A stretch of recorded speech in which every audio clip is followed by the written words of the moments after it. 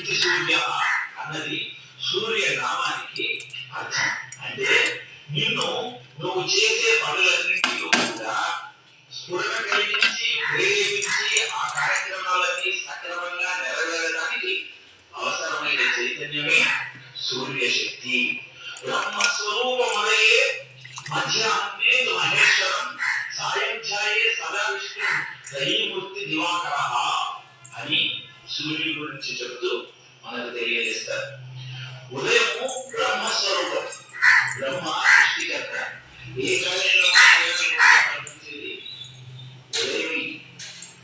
మధ్యాహ్నే మహేశ్వరం, ఇక మాట్లాడుతూ మధ్యాహ్న సమయానికి దివ్య తేజస్సుతో వెలుగుతూ ఉంటాడు.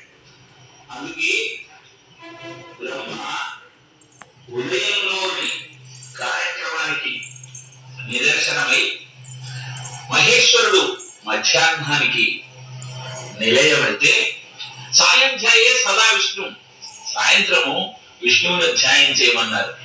ఈ మూడు రూపాల కలయిక అయిన దివాకరుణ్ణి ఎవడైతే ధ్యానం చేస్తాడో వాడి